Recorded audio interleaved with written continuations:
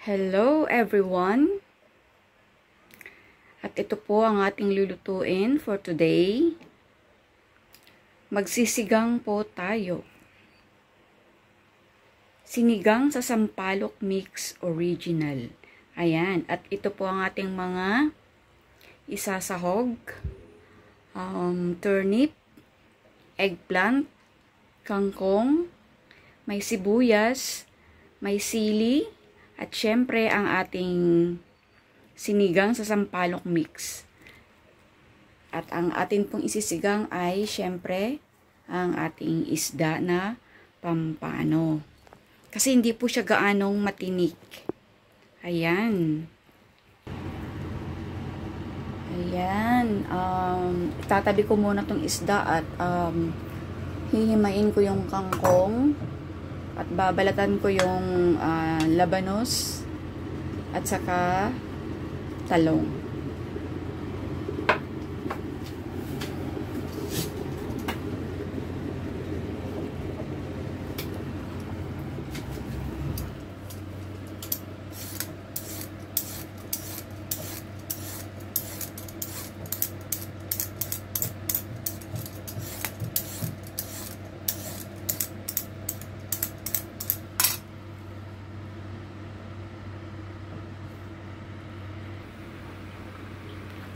Ito, at nabalatan ko na ang labanos. Susunod ko naman yung talong.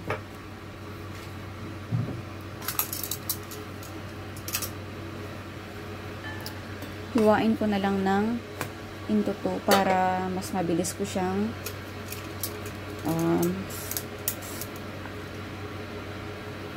hindi na pala ito dapat balatan, ano?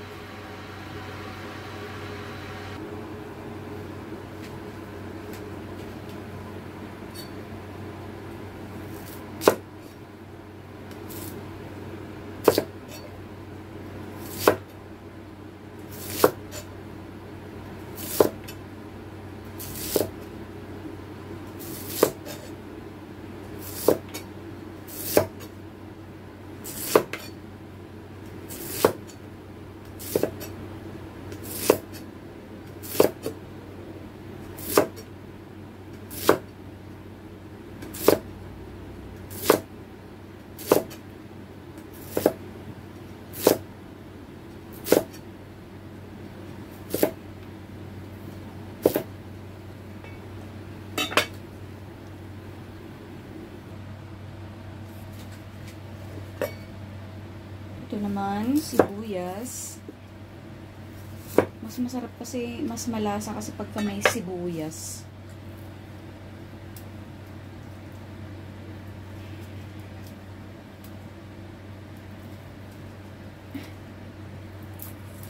May kasabihan na pagka naghiwa ka ng sibuyas ay iiyak ka. Pero hindi naman sa lahat ng oras na nagbabalat ko ng sibuyas ay umiiyak ako eh.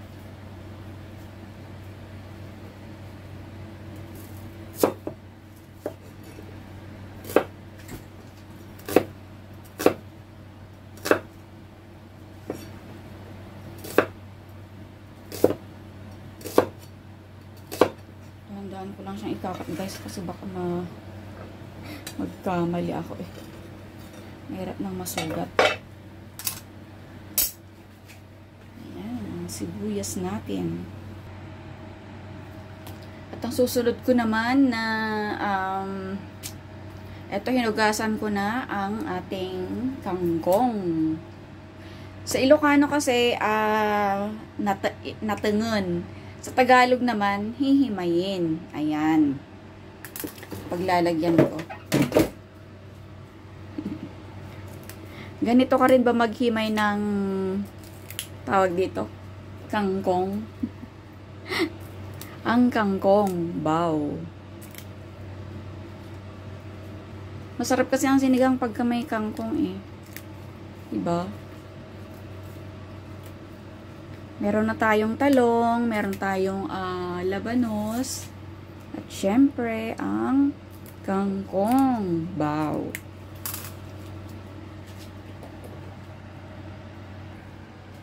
At ayan na, ready para lutuin ang ating sinigang. Ayan, ang mga ingredients natin. Na-ready ko na. Next naman ay magpapakulo ako ng tubig. Ayan po, at kumukulo na ang tubig. Ilalagay na natin ang ating sinigang sa sampalok. Malakas ang apoy. Hinaan ko lang. Ayan.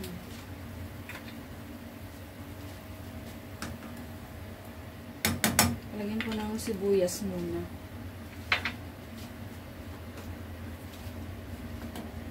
Tapos, ang una kong ilalagay ang gulay. Kasi yung isda, madali lang yun maluto eh.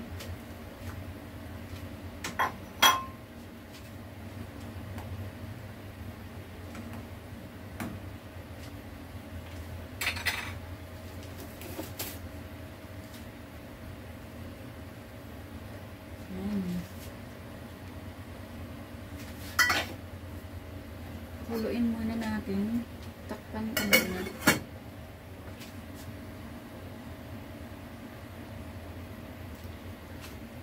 Buksan ko kung kumukulo na. Ayan.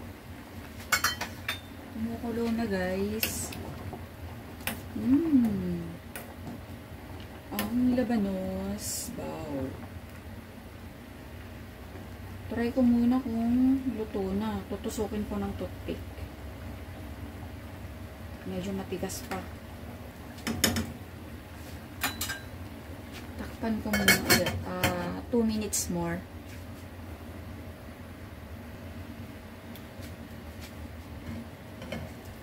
Ayan, ilalagay ko na tong isda since luto na yung labanos.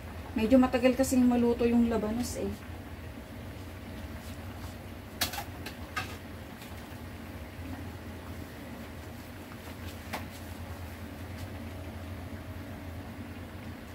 Ayan. Ilalagay ko tong ulo at saka buntot. Ito ipiprito ko mamaya. Prito ko to.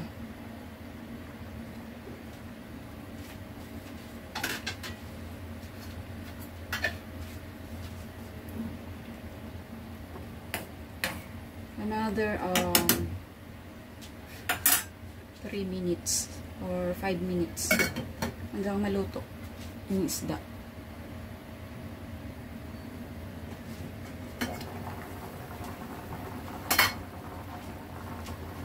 Luto na ba ang ating? Yes. Sarap nito.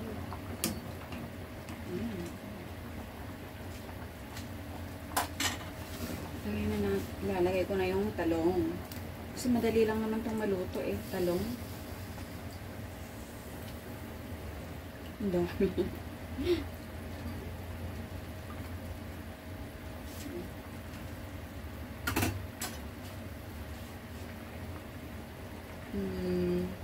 Another 3 minutes.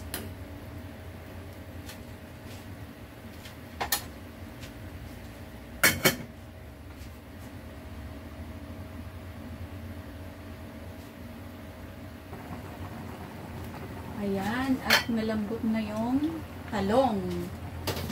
Kaya, ilalagay ko na yung panghuli ang kangkong.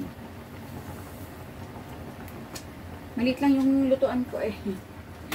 Good for 1 person. Kulang naman ang mag-uulam.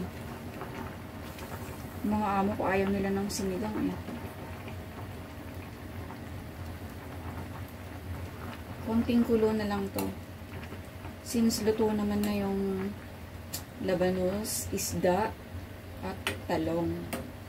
Ito na yung panghuli, ang kangkong. Hindi na ako bumili ng sili eh.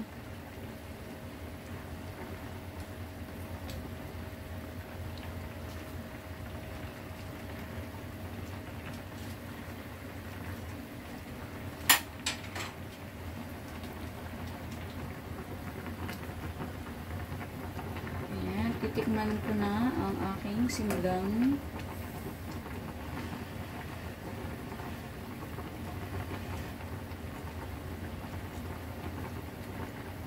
Medyo matabang, pero meron naman tayong patis dyan. Ayan, at luto na. Ayan na guys, sasandukin ko na. At akin nang kakainin.